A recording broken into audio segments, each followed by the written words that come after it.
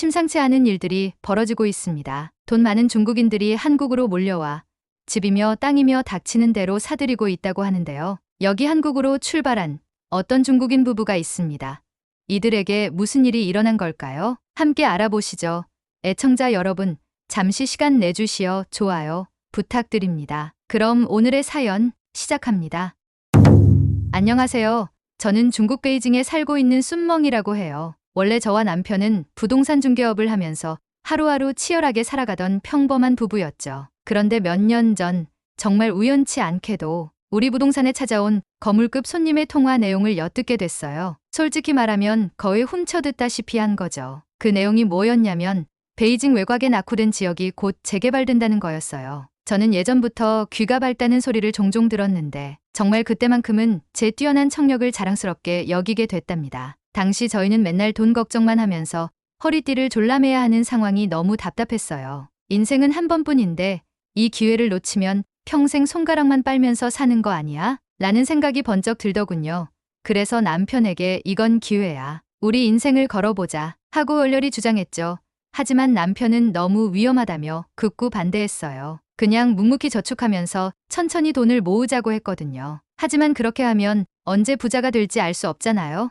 저는 거의 도박하는 심정으로, 그리고 남편의 반대에도 불구하고 독단적으로 전 재산을 투자해버렸어요. 솔직히 가슴은 두근두근, 손은 덜덜 떨리고요.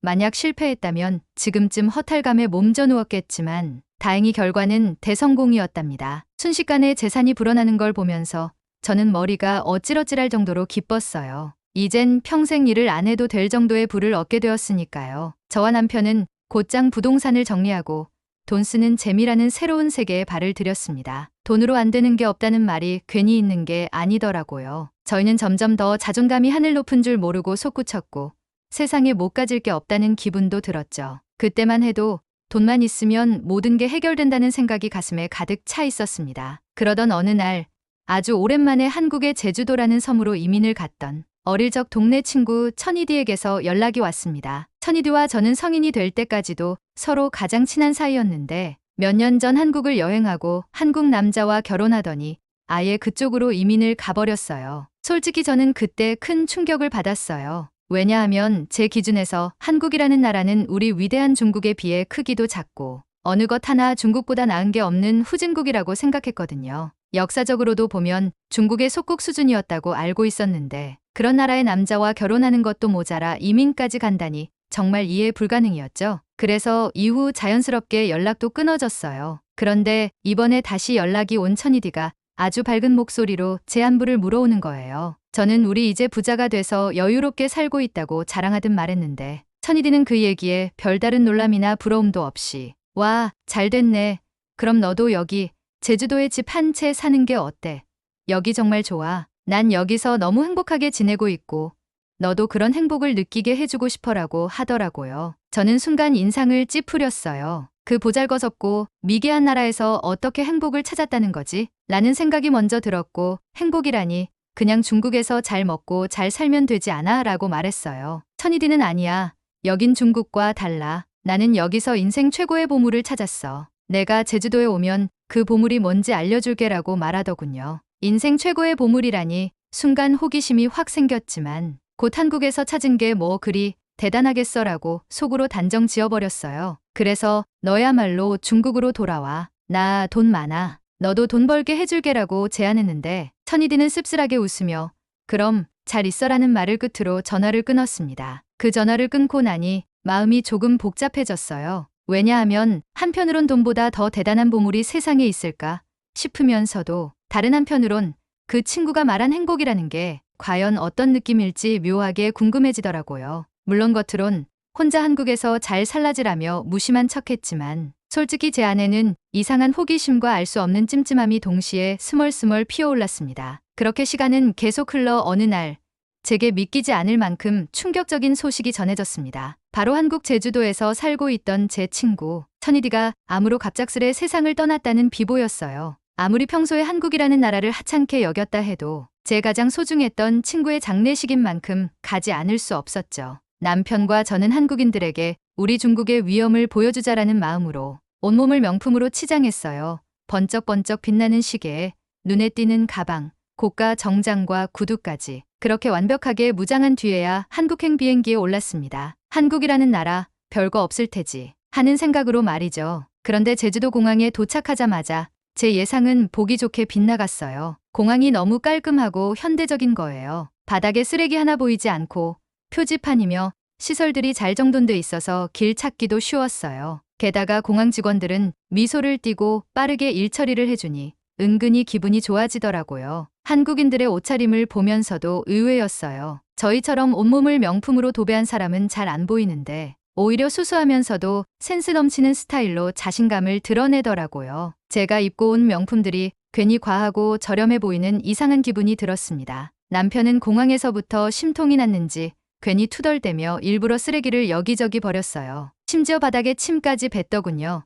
제가 황급히 말렸지만 여긴 뭐가 이리 깨끗해? 어차피 금방 치울 텐데 뭘.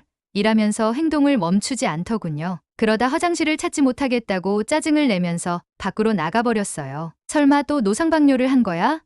제가 핀잔을 줬더니 남편은 오줌 좀 누는 게 어때서? 식물한테 거름줬다 생각해라며 크게 웃는 겁니다. 아무리 남편이지만 고개가 절로 흔들어졌죠. 장례식장으로 가는 길에서도 저는 충격을 받았습니다. 한국이 이렇게나 발전했나 싶어서요. 대중교통은 시간표가 정확하고 버스나 택시가 깨끗했어요. 어디서나 카드나 전자결제가 가능하고 배차 간격도 짧아서 원하는 곳에 바로 갈 수 있는 느낌이랄까요? 특히 제주도는 섬이라 교통이 불편할 줄 알았는데 버스 노선이 잘 정비돼 있고 터미널 간 안내 시스템도 친절해서 생각보다 훨씬 편리했어요. 무엇보다 제주도의 풍경이 제 상상을 훌쩍 뛰어넘었습니다. 맑은 바다, 푸른 들판, 그리고 이국적인 야자수와 다양한 식물들이 어우러져 있어서 마치 다른 세계에 온 것만 같았어요. 중국도 섬이 많다고는 하지만 이곳은 뭔가 특별한 분위기가 느껴지는 거예요. 바다색도 투명한 옥빛이고 화산섬 특유의 검은 돌들과 푸른 하늘이 대비를 이루니 그냥 보고만 있어도 마음이 평온해졌습니다. 여기가 이렇게 좋을 줄이야. 제가 감탄을 내뱉었더니 남편은 중국에도 이런 섬이 수십 개는 돼. 별거 아니야. 라며 귀찮다는 듯 반응했어요. 그래도 저는 중국과 전혀 다른 새로운 기운을 느끼며 작은 설렘을 간직하게 되었습니다. 겨우겨우 장례식장에 도착했더니 천이디의 남편이 저를 보자마자 천이디의 말대로 와주었군요. 천이디가 당신이 오면 주라고 편지를 맡겨놨거든요 라며 편지를 건네주는 거예요. 순간 가슴이 덜컥 내려앉았습니다. 편지를 펼쳐보니 천이디는 인생이란 건 생각보다 허무하고 언제나 우리 뜻대로 되지도 않아. 그래서 더더욱 소중한 걸 놓치지 말아야 하더라. 난 이 작은 섬에서 거짓말처럼 내 마음을 뒤흔드는 커다란 보물을 찾았어. 비록 병에 걸려 삶이 얼마 남지 않았지만 마지막까지 정말 의미 있는 시간을 보낼 수 있었어. 이곳에서 일어나는 사소한 일들, 내가 만난 사람들, 그리고 자연이 주는 위로와 평화. 아마 이 모든 것들이 나를 바꿔놓은 것 같아. 그런데 나는 그 보물이 무언지 굳이 말해주지 않을래. 내가 직접 찾아봤으면 좋겠거든. 우리 어릴 적 스무고개나 수수께끼 놀이하듯이 내가 스스로 답을 찾아낼 때 더 큰 기쁨과 깨달음이 있을 테니까. 내가 이 편지를 볼 때쯤이면 아마도 많이 혼란스러울 거야.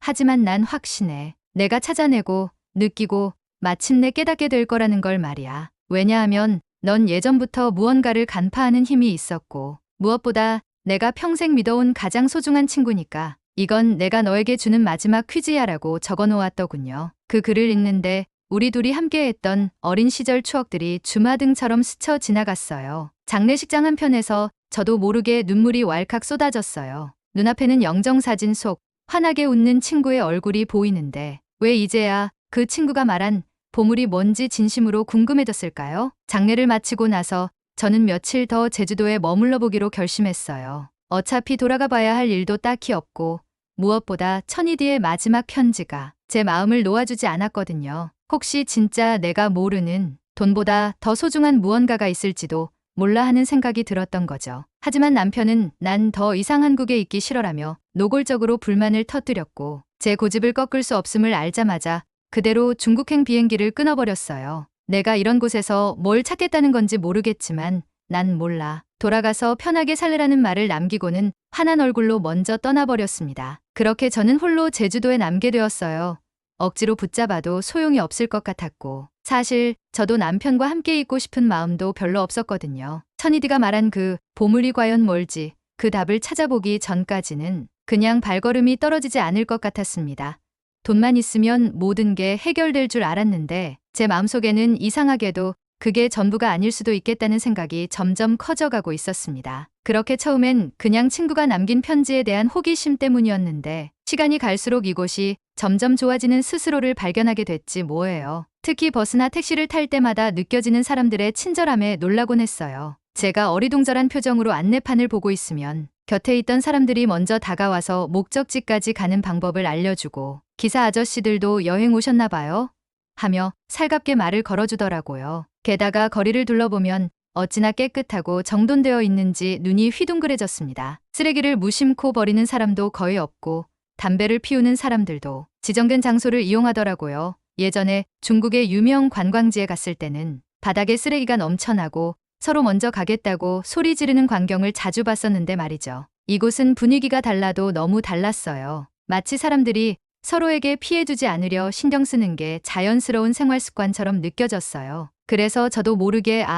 그래서 천이디가 이곳을 좋아했던 거구나 하는 생각이 들었어요. 조금씩 이 땅의 매력에 빠져들다 보니 문득 그 친구가 예전에 갑자기 연락이 와서 제주도에 집을 사보는 건 어때? 라고 했던 말이 떠오르더라고요. 이제는 그 말이 허무맹랑하게만 생각되지 않았어요. 오히려 정말 이곳에 내 집이 있으면 어떨까 하고 진지하게 고민해보게 된 거예요. 결국 저는 결심을 굳히고 제주도 부동산을 찾았습니다. 그곳에서 만난 중개인은 제 남편 또래로 보이는 한국 남자였는데 인상이 무척이나 온화했어요. 제가 집을 사고 싶다고 하자 그는 요즘 중국에서 온 사람들이 제주도 집과 땅을 많이 구매하고 있다고 그래서 흔한 일이라고 말해주더군요. 그러면서도 제게 여러 정보를 상세히 설명해주고 제주도에서 살아가는 방법이나 생활 팁 같은 것도 함께 알려줬어요. 그날 이후로 저는 거의 매일같이 부동산에 들러서 집을 보러 다녔습니다. 중개인은 날씨가 좋으면 이곳 풍경도 구경해보시죠 하며 저를 데리고 근처 관광 명소도 가주곤 했어요.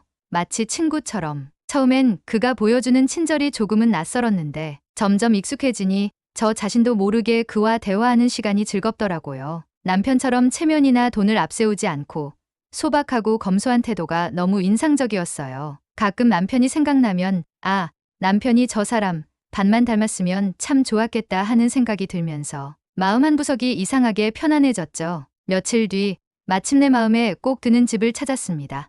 숲속과 가까운 곳에 있는 작은 주택이었는데 창문을 열면 초록빛 나무들과 맑은 하늘이 한눈에 들어오더라고요. 집 안도 깔끔하고 따뜻한 느낌이었고요.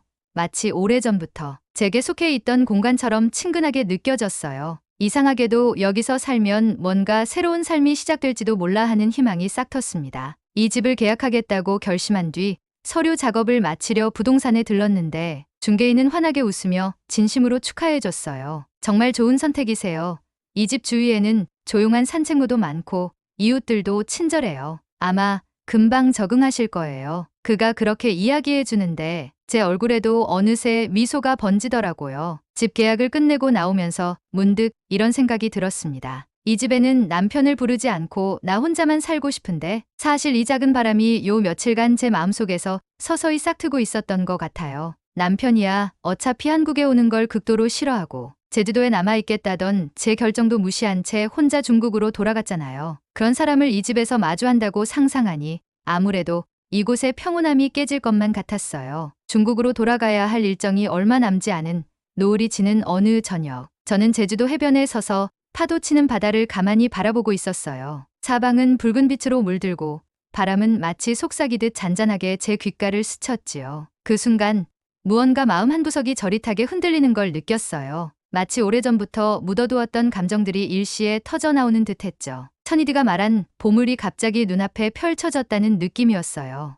이 바람이구나, 이 돌들과 나무들, 그리고 바다. 이 제주도 자체가 바로 천이디가 말한 보물이었어. 그 생각이 머릿속을 스치자 저는 말로 다 표현할 수 없는 행복감에 휩싸였습니다. 이곳 제주도의 모든 것이 친구가 남긴 수수께끼의 답이었고 결국 제가 찾아 헤매던 보물이라는 사실을 깨달은 거예요. 중국에서 돈을 물쓰듯 써가며 누렸던 즐거움과 쾌락과는 전혀 다른 종류의 충만한 행복이 제 온몸을 따뜻하게 감싸고 있었습니다. 마음속 깊은 곳에서부터 울컥 솟아오르는 벅찬 감정이란 이토록 강렬한 것이었군요. 다음 날 저는 중개인을 찾아가 감사 인사를 전했습니다. 덕분에 이 섬에서 정말 소중한 걸 깨닫게 됐어요.